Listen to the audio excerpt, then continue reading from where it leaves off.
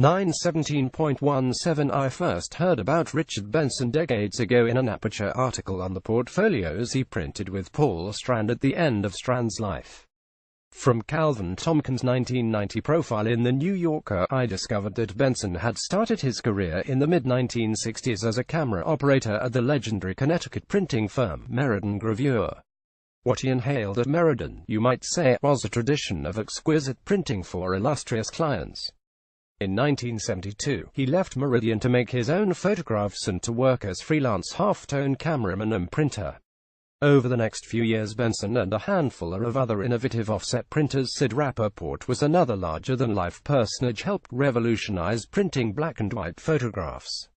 Benson's major books, Lay This Laurel 1973, which featured his own photographs of St. Gordon's Shore Memorial, the American Monument 1976, with photographs by Lee Friedlander, Charles Sheeler, the photographs 1987, MoMA's work of Atget 1981, the National Gallery's Paul Strand, An American Vision 1993, and the magisterial photographs from the collection of the Gilman Paper Company 1985, are the apex of black-and-white offset lithography presswork.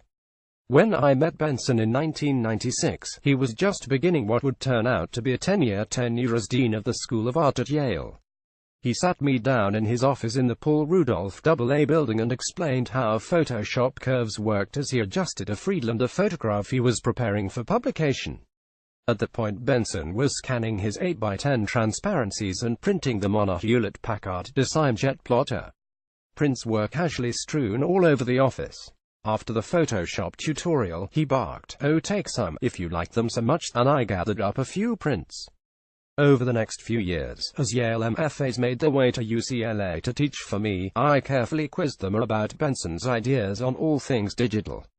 In the early days of scanning, inkjet printing, and digital SLRs, all the tricks and protocols were passed on by word of mouth. There were plenty of knowledgeable printers and digital gurus on the West Coast, but for me, Benson was always the last word on this stuff. He spoke the machine language, as it were, of analog and digital photography, and made his prodigious knowledge accessible. Over the years, Benson printed his 8x10 negatives in platinum and later on an offset press. In the 1980s, he perfected a process to print his photographs in acrylic paint before switching over to working with inkjet printers. In the early 2000s, he began fiddling around with a digital Canon single-lens reflex camera, and his work exploded.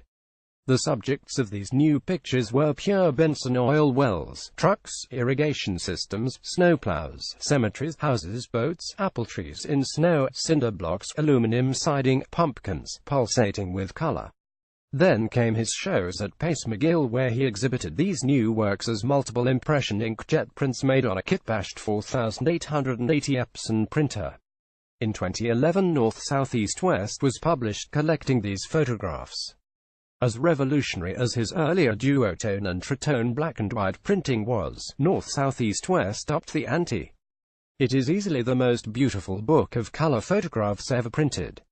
In a postscript, Benson described how the inkjets and the book were produced. The wall pieces went through the Epson printer 3 times, and then, in an unorthodox workflow, the signatures of North South East West went through GHP's presses in West Haven, Connecticut 3 times, mirroring the multiple impressions created with the Epsons.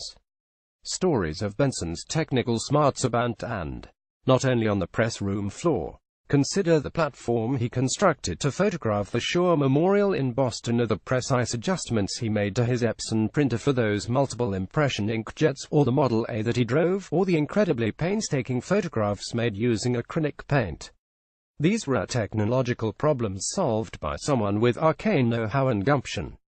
Richard Benson, Newfoundland, 2008, multiple impression pigmented inkjet print, 1158 by 1712.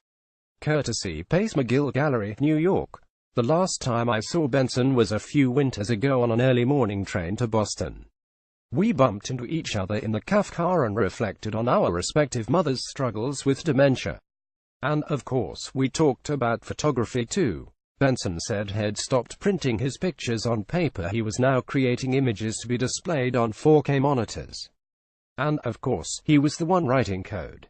After I recovered from the shock that he wasn't making paper prints any longer, I marveled at the incredible distance he traveled, starting by assisting Paul Strand in the darkroom, and arriving at 4K display.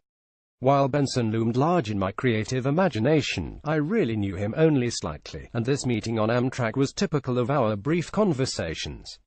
There was, however, one memorable afternoon I spent with him in his backyard in New Haven in June 1998. I'd become obsessed with his acrylic paint photographs after seeing them in an astonishing 1981-82 show at Washburn Gallery. Benson had cobbled together this unique photographic process by combining halftone separations with elements of the Gaum bichromate process. He had invented what was simultaneously a straightforward and cheap way to make color photographs, and an overwhelmingly time-consuming process. Each image was made by exposing a sheet of thin aluminum coated with bichromated gelatin with a halftone positive and UV light. The gelatin resist that formed was then dunked in water and down acrylic paint. When dry, the paint covering the resist was washed away, revealing a faint positive image.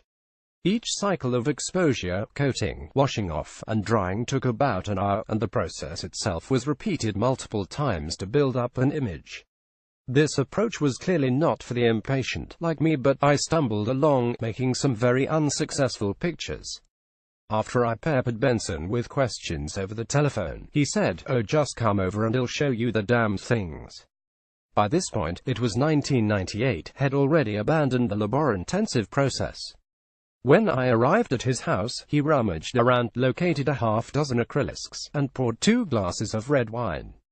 As I looked at pictures of railroad tracks vanishing into a verdant forest, murky, emerald green Alaskan waters, furrowed fields, and a farmhouse in the Midwest, a weathered, blue and white staircase in New Orleans, the bas-relief flares glistening in the sunlight, I was absolutely stunned. Of all Benson's well-deserved laurels, it is these photographs, for me, that is very great achievement. But it was not only the rectos that had floored me. On the versos, thin rivulets of cyan, magenta, yellow, and black pigment crisscrossed the unpainted aluminum.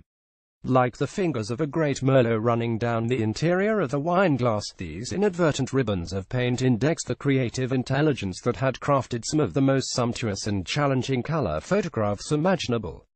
James Welling is a photographer and a visiting professor at Princeton University.